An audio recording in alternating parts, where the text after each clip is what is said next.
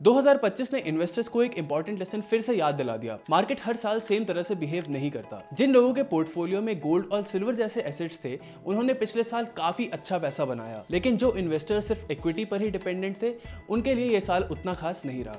लेकिन इसका मतलब ये नहीं है कि इक्विटी खराब है या गोल्ड बेस्ट एसेट बन गया है, क्योंकि मार्केट का पैटर्न हर साल बदलता रहता है और हर साल अलग अलग म्यूचुअल फंड कैटेगरीज अच्छा या बुरा परफॉर्म करती हैं। और इसी वजह से स्मार्ट इन्वेस्टर्स सिर्फ बेस्ट परफॉर्मिंग म्यूचुअल फंड ढूंढने के बजाय पोर्टफोलियो डाइवर्सिफिकेशन पर फोकस करते हैं।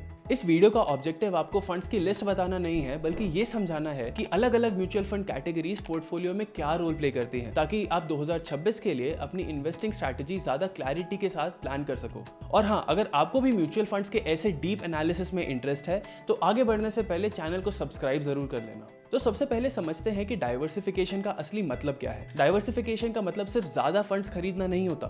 इसका मतलब होता है डिफरेंट एसेट क्लासेस को सही प्रोपोर्शन में कंबाइन करना, ताकि जब एक एसेट प्रेशर में हो तो दूसरा एसेट पोर्टफोलियो को सपोर्ट कर सके। इक्विटी, डेट, गोल्ड और इंटरनेशनल एसेट्स एक जैसे टाइम पर एक जैसे परफॉर्म नहीं करते, और इन एसेट्स का एलोकेशन आपके गोल्स, टाइम होराइजन और रिस्क एपेटाइट के हिसाब से चेंज होता रहता है, और इसी वजह से पोर्टफोलियो का ओवरऑल रिस्क बेटर मैनेज होता है। इसी बात को ध्यान में रखकर चलिए 5 सबसे इंपॉर्टेंट म्यूचुअल फंड कैटेगरीज को समझते हैं। Number 1, index fund. Index funds का रोल सिंपल होता है, मार्केट के साथ ग्रो करना। ये फंड्स किसी फंड मैनेजर के स्टॉक पिकिंग डिसीजंस पर डिपेंड नहीं करते, बल्कि सीधा बेंचमार्क इंडेक्स को ट्रैक करते हैं, जैसे निफ्टी 50 या सेंसेक्स। इंडेक्स फंड्स का सबसे प्रैक्टिकल एडवांटेज उनकी प्रेडिक्टेबिलिटी और सिंप्लिसिटी होती है, स्पेशली अर्ली स्टेज इन्वेस्टर्स के लिए, क्योंकि इंडिया में एक्टिव म्यूचुअल फंड स्कीम्स का नंबर बहुत ज्यादा है और एक consistent out performing fund choose करना बिगिनर्स के लिए मुश्किल होता है। इस सिचुएशन में इंडेक्स फंड्स एक सिंपल स्टार्टिंग पॉइंट प्रोवाइड करते हैं। इसके अलावा कुछ इक्विटी कैटेगरीज जैसे लार्ज कैप फंड्स में काफी एक्टिव फंड्स लॉन्ग टर्म में बेंचमार्क को कंसिस्टेंटली बीट नहीं कर पाते।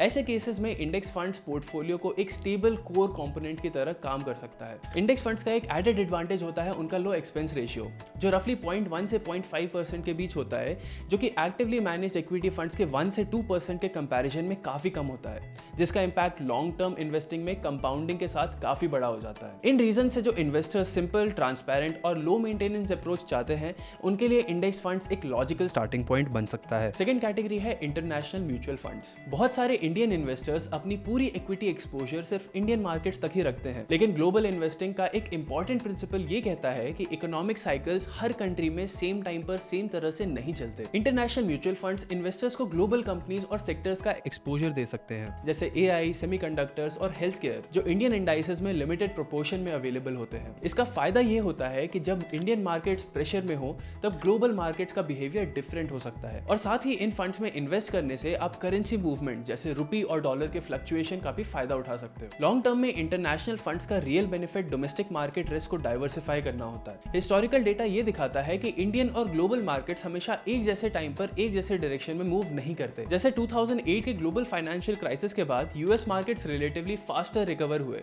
जबकि इंडियन मार्केट्स को ज्यादा टाइम लगा।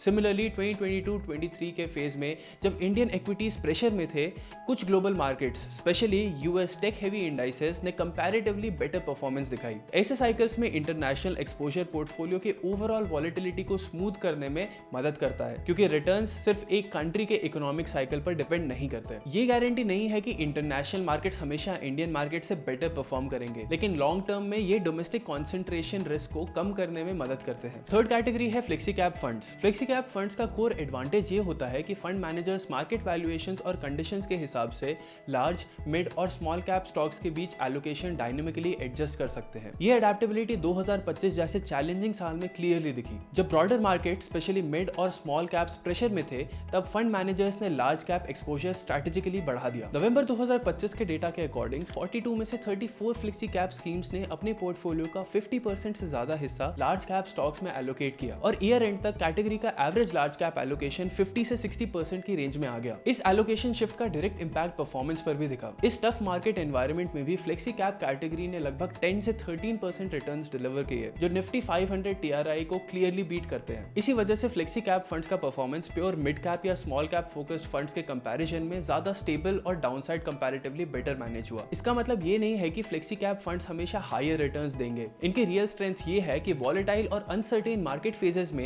ये फंड रिस्क को बेटर कंट्रोल कर पाते हैं जब रिटर्न से ज्यादा रिस्क कंट्रोल इंपॉर्टेंट होता है। इसीलिए फ्लेक्सी कैप फंड्स उन इन्वेस्टर्स के लिए काफी यूजफुल हो सकते हैं जो इक्विटी एक्सपोजर चाहते हैं लेकिन अपने पोर्टफोलियो को किसी एक मार्केट सेगमेंट पर कंप्लीटली डिपेंडेंट नहीं बनाना चाहते। Fourth, arbitrage funds. Arbitrage funds एक ही स्टॉक के कैश मार्केट और फ्यूचर्स मार्केट के बीच के प्राइस गैप को यूज करके रिटर्न्स जनरेट करते हैं। इस स्ट्रैटेजी की वजह से आर्बिट्राज फंड्स का return profile short term debt instruments के आसपास रहता है लेकिन प्राइस मूवमेंट और वॉलेटिलिटी कंपैरेटिवली कम हो सकती है। जब investor short to medium term के लिए पैसे पार्क करना चाहते हो तो ये म्यूचुअल फंड्स कैपिटल को रिलेटिवली स्टेबल रखने में हेल्प करता है। क्योंकि ये इक्विटी ओरिएंटेड फंड्स होते हैं, इनका टैक्स ट्रीटमेंट इक्विटी जैसे ही होता है जो कुछ इन्वेस्टर्स के लिए टैक्स एफिशिएंट हो सकता है। जैसे अगर हम एफडी से कंपेयर करें तो एसबीआई में 6 महीने की एफडी पे करेंटली सिर्फ 5.65% इंटरेस्ट मिल रहा है और अगर आप 30% टैक्स स्लैब में आते हो तो टैक्स के बाद आपका इफेक्टिव रिटर्न 4% से भी कम रह जाता है। लेकिन पिछले एक साल में आर्बिट्राज फंड्स ने टिपिकली 6.3 से 7.4% के रिटर्न्स दिए। आर्बिट्राज फंड्स में एक महीने के बाद आपको कोई एग्जिट लोड भी नहीं पे करना पड़ता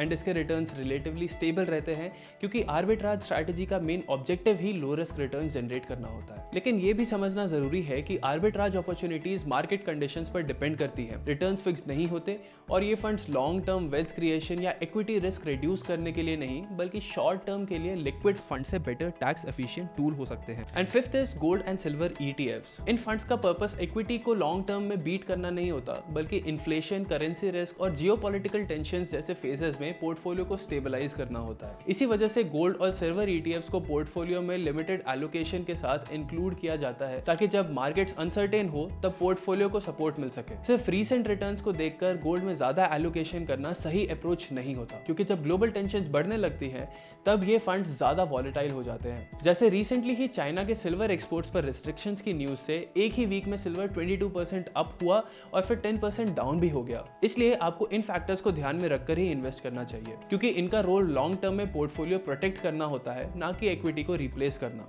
ओके, सो ये 5 कैटेगरीज हैं जिन्हें आप 2026 में अपने पोर्टफोलियो के लिए कंसिडर कर सकते हो।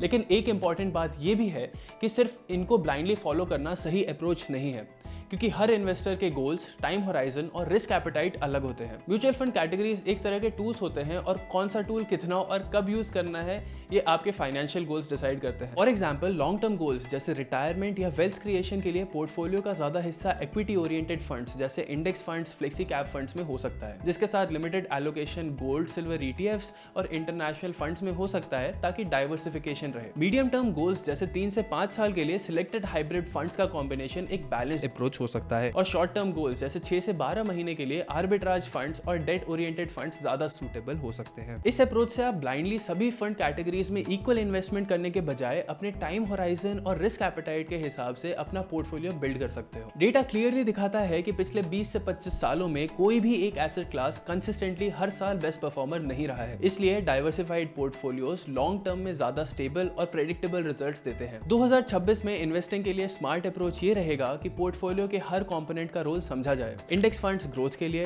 इंटरनेशनल फंड्स डाइवर्सिफिकेशन के लिए, फ्लेक्सी कैप फंड्स अडेप्टेबिलिटी के लिए, आर्बिट्राज फंड स्टेबिलिटी के लिए और गोल्ड ETFs प्रोटेक्शन के लिए। जब आप इन्वेस्टिंग को इस लेंस से देखना स्टार्ट करते हो तब डिसीजंस इमोशनल नहीं लॉजिकल बन सकते हैं। आप अपने पोर्टफोलियो में कौन कौन सी कैटेगरीज में इन्वेस्ट करोगे और किस गोल के लिए, नीचे कमेंट्स में शेयर कीजिए और इन्फॉर्म्ड इन्वेस्टिंग के लिए चैनल को सब्सक्राइब करना मत भूलना।